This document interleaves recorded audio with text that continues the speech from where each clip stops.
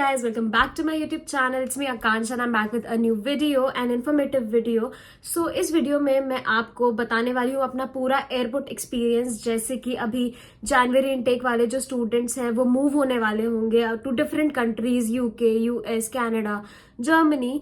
सो आप लोग obviously plane के थ्रू ट्रैवल करेंगे। सो अभी मैं आपको अपना एयरपोर्ट एक्सपीरियंस शेयर करने वाली हूँ, ताकि अगर आपने कभी पहले प्लेन से ट्रैवल नहीं किया है या you have never been to airport, जैसे कि मैं भी एयरपोर्ट में कभी गई नहीं थी। सो मैं आपको स्टेप बाय स्टेप प्रोसेस बताने वाली हूँ कि कैसे आपको क्या प्रोसेस करना होता है और कितने जल्दी आपको एयरपोर्ट पहुंचना चाहिए। So guys, let's get started. So guys, my first step would be कि आपका जो भी फ्लाइट टाइमिंग है आप उससे 4 से 5 घंटे पहले एयरपोर्ट में आ जाइए, बिकॉज आपकी बोर्डिंग से पहले बहुत सारे प्रोसीजर्स होते हैं जो कि एयरपोर्ट में होते हैं। सो उसमें टाइम लगता है, तो आप 4 से 5 घंटे पहले एयरपोर्ट में आ जाइए। एयरपोर्ट में एंट्री के लिए आपको अपना ऑनलाइन टिकट शो करना पड़ेगा। जैसे कि मैंने मेक माई ट्रिप के थ्रू अपना टिकट बुक किया था। सो मैंने वो अपना ऑनलाइन टिकट सिक्योरिटी जो खड़े होते हैं बाहर उनको दिखाया था, फिर मेरे को एंट्री मिल गई थी अंदर एयरपोर्ट में। After the entry, the second step is to connect to the airport wifi, because हम इंटरनेशनली ट्रैवल कर रहे होते हैं तो हमने इंटरनेशनल रिचार्ज करवाया होता है, तो उसको वेस्ट नहीं करना चाहिए। Just connect to the airport wifi. Wifi से कनेक्ट करने के बाद आपके पास बहुत सारा लगेज होता है पूरा ट्रॉली में भर के। सो आपको वो लगेज लेके अपने जो फ्लाइट के जो लाइन लगी रहेगी वहां पे जाके खड़े हो जाना है और चेक इन के लिए वेट करना है। आपको अपने फ्लाइट का नाम देखना है। जैसे कि मेरी फ्लाइट थी फिन एयर, तो मैं फिन एयर की लाइन में जाके खड़ी हो गई थी। उसके बाद धीरे धीरे करके लोगों का चेक इन होता रहता है और आप आगे बढ़ते रहते हैं। चेक इन में आपके पास जितना भी लगेज है, जैसे कि मेरे पास 2 चेक इन बैगेज थे 23 केजीज के, तो पहले उनका वे हुआ, उसको उठा के मैंने वे स्केल पे रखा। उसके बाद मेरा जो केबिन बैग है उसका वे हुआ, तो मेरा जो वेट था वो बिल्कुल करेक्ट वेट था। दोनों बैगेजेस का, चेक इन बैगेजेस का और केबिन बैगेज का भी सही वेट था, तो मुझे कुछ भी सामान निकालना नहीं पड़ा।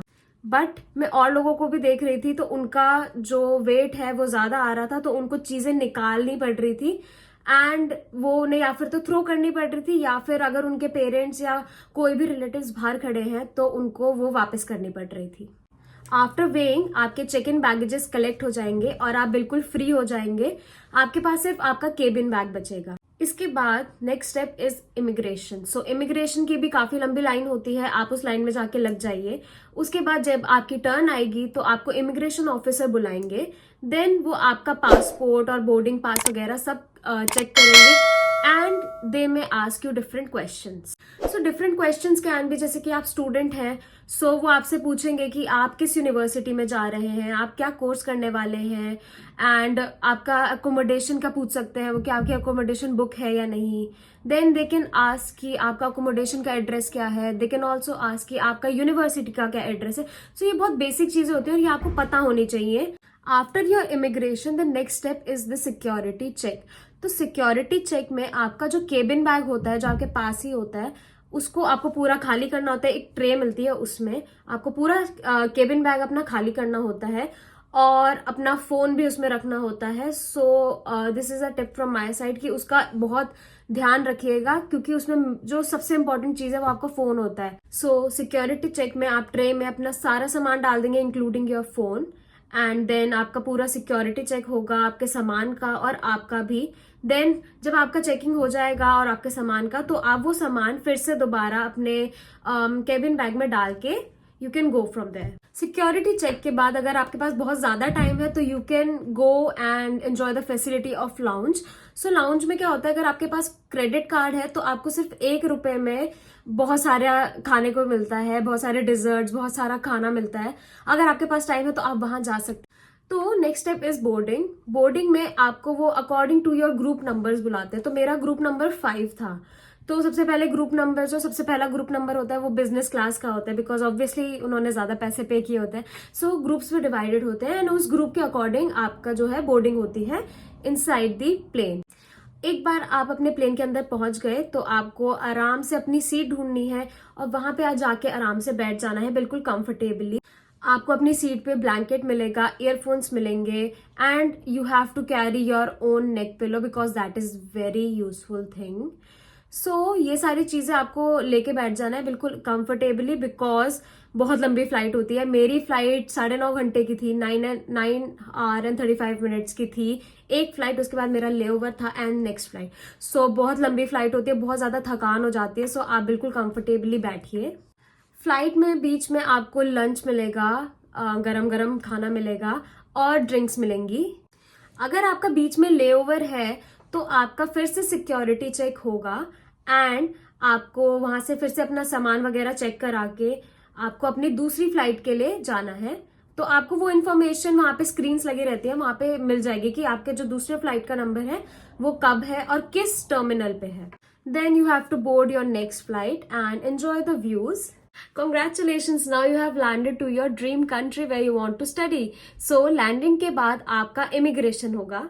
इमिग्रेशन में वो आपसे फिर से वही क्वेश्चन पूछेंगे कि what is your university name, what is your course name, where is your accommodation and address of your accommodation और योर यूनिवर्सिटी.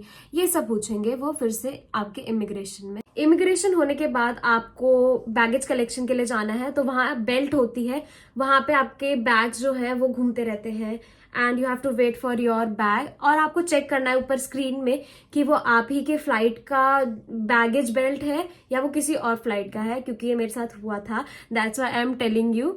मैं गलत बैगेज बेल्ट पे खड़ी हो गई थी तो मुझे मेरा बैग नहीं मिल रहा था. उसके बाद मैंने देखा अच्छा कि वो दूसरा मेरा बैगेज बेल्ट है, तो फिर मैं वहां गई, तब जाके मुझे अपना बैग मिला. So you have to take care of that. After collecting your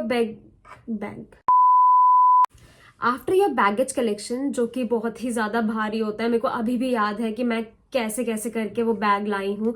2 इतने बड़े बड़े बैग और एक केबिन बैग 8 किलो का, बहुत ज्यादा मुश्किल होता है. But you have to manage because आप एक नई कंट्री में हैं and you are on your own. But यहाँ लोग काफी अच्छे होते हैं, हेल्प कर देते हैं.